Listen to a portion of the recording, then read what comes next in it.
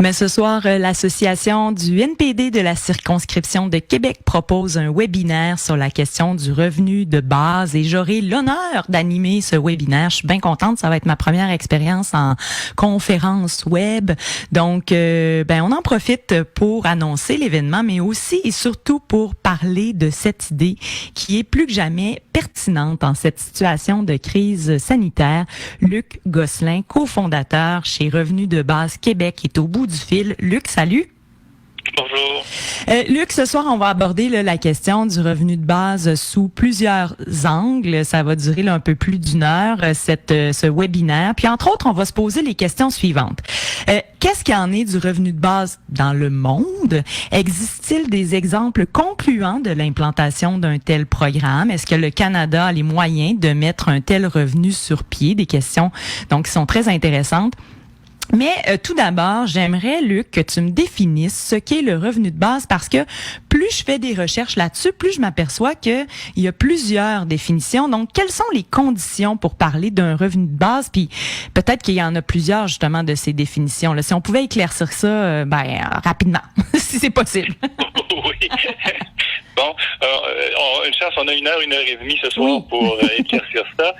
Mais très rapidement, je dirais que ça va du long terme et du court terme, si on veut, là. Donc, au long terme, qui est plutôt le côté qui est le nôtre à Revenu de base Québec, c'est vraiment donc une vision. Moi, je dis toujours que c'est comme l'étoile polaire, là. C'est un guide, là, de général. Nous autres, on voudrait que ce soit individuel, universel, inconditionnel et tout ça, donc à tout le monde. Et puis bon, ça veut dire, c'est une chose dont on a absolument conscience, qui est un peu un côté utopique, là.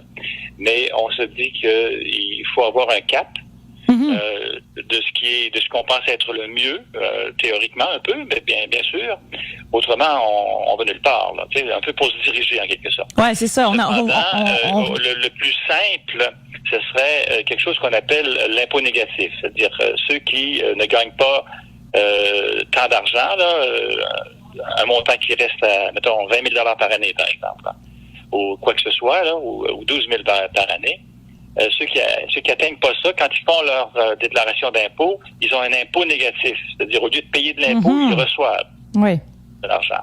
Ça, c'est la façon, la plus simple, si on veut, et la plus intégrée possiblement à notre façon de gérer l'impôt et tout ça, là. Mais bon, ça aurait des défauts pour nous, les utopistes, qu'on met en valeur quand on discute de ça, là. Oui, c'est ça. Donc, des défauts rapidement. Ouais.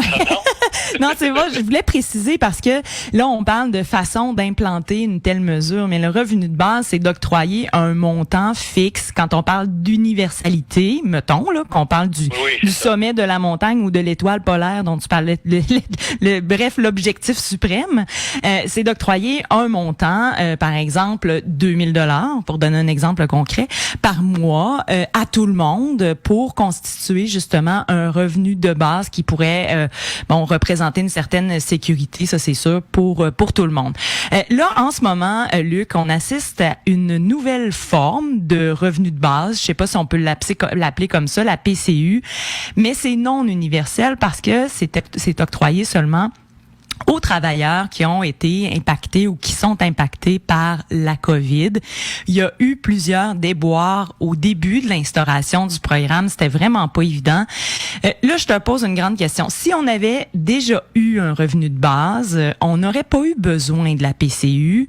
Donc, de quelle manière, selon toi, est-ce que le revenu de base peut être facilitant dans un temps de crise comme celle que l'on vit en ce moment? C'est à cause de la réactivité, la possibilité de réagir très rapidement. Si la structure est déjà là, si tout le monde reçoit chaque mois, par exemple, 2 000 $ ou quoi que ce soit, là, la structure, l'administration est organisée. Alors donc, si on a besoin de plus pour je sais pas trop quelle raison, ben là, on fait ça en 2 coups de cuillère à peau, là, ça va tout seul, ça se fait tout seul. C'est ça, c'est que si on avait eu une forme quelconque de revenu de base, déjà instaurée, structurée, organisée, bien, on serait servi de ces tuyaux-là, si on veut. Les tuyaux auraient été installés, là, tandis que là, ils installent des choses morceau par morceau, là. Et puis, donc, tout à coup, ils se rendent compte, ouf, on a oublié tel segment de la population, on a oublié tel autre segment de la population. Puis là, ils patchent à gauche et à droite, et puis l'eau fuit là, de toutes parts. Là.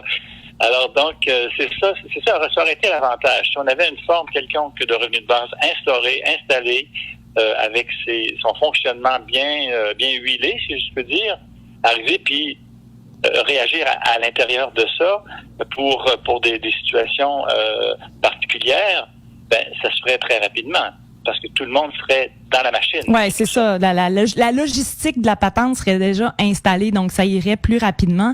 Puis on peut se dire qu'effectivement, parce qu'il y a certains médias qui parlent du fait qu'il y en aura d'autres pandémies. Hein, c'est pas la seule que l'on va connaître.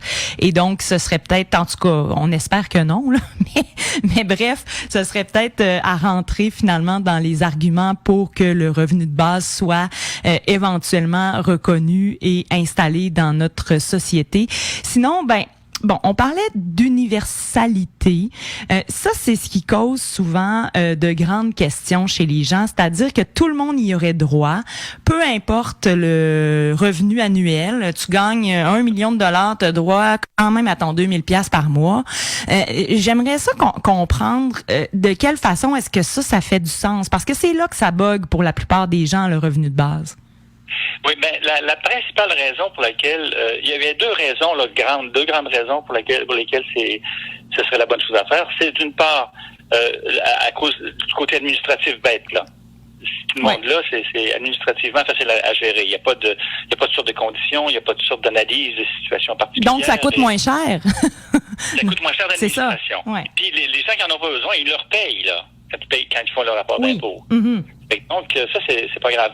Mais l'autre raison extrêmement importante qui est souvent balayée sur le tapis, c'est l'une des injustices les plus grandes du système d'assistance sociale en ce moment ou d'assurance chômage, c'est que il y a ceux qui reçoivent et ceux qui payent.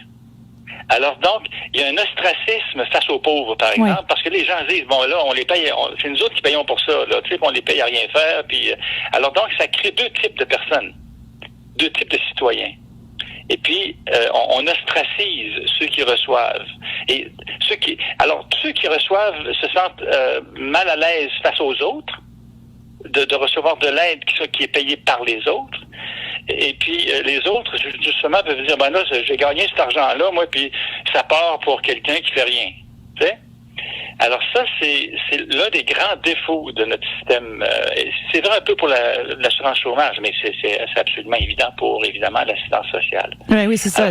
C'est pour éviter la stigmatisation. C'est la raison morale, je dirais, là, pour laquelle il faut l'implanter pour tout le monde. Ouais. Et il y a aussi le fait que, comme l'aide sociale, là, si on parle de la PCU, c'est 2000 $ par mois, mais on peut se permettre, si je me trompe pas, là, de travailler pour 1000 $ de plus. Sinon, on est coupé.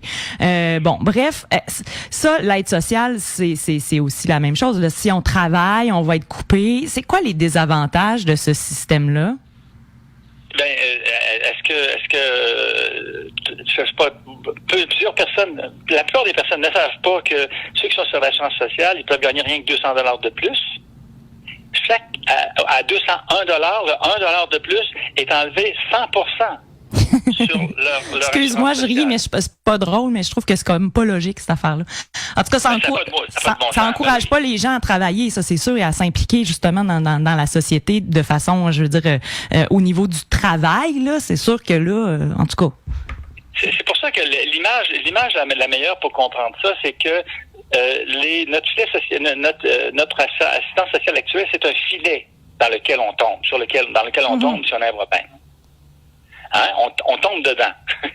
Tandis que le revenu de base serait comme un socle sur lequel tout le monde marche. On marche tous au même niveau, au niveau de ce qui permet de vivre décemment, de se loger, de se nourrir, etc. Et puis là, à partir de là, tout revenu supplémentaire, lui, il est traité comme dans notre impôt actuellement, c'est-à-dire selon les paliers d'imposition et tout ça là. Et puis, évidemment, ça finit par être récupéré. Mais c'est l'idée d'un socle plutôt qu'on tombe pas dans un revenu de base. On s'élève sur le socle. On s'élève à partir du revenu de base. Ben oui. c'est la chose à comprendre, là, essentiellement du revenu de base. C'est un socle, c'est pas un filet. C'est pas quelque chose dans lequel on tombe quand on est mal pris. Et il y a, ben oui. Et il y a des expériences qui ont été faites en la matière. On va sans doute en parler ce soir lors de ce webinaire. On va aborder plusieurs questions là, de manière plus large aussi avec nos deux autres invités. Je vais quand même les nommer. Ce sera Guy Caron, en fait, qui sera là, député fédéral de Rimouski, Neigette, Témiscouata, les Basques de 2011 à 2019, qui va nous proposer pour sa part une formule de revenu de base réaliste politiquement. Isabelle Provencher, qui est professeure titulaire à l'Université Laval, va nous expliquer, elle, pourquoi elle a fait du revenu de base son sujet de recherche et où ont mené justement ses recherches en la matière. Et bien sûr, Luc Gosselin, administrateur de Revenu de base Québec, sera des nôtres. Je vous rappelle que c'est à 17h30, webinaire sur le revenu de base. Si vous cherchez ça sur Facebook, vous allez le trouver, c'est certain. Donc, on va aborder, bien sûr, là, plusieurs questions. Et d'ailleurs, est-ce que c'est possible d'implanter une telle mesure au Canada? Combien est-ce que ça pourrait coûter, etc., etc. Luc, merci beaucoup d'avoir pris le temps ce matin. Un détail, c'est sur la page Facebook de l'Association NPD de la circonscription de Québec. Parfait. Merci beaucoup. Merci à toi. Bye bye. Vous écoutez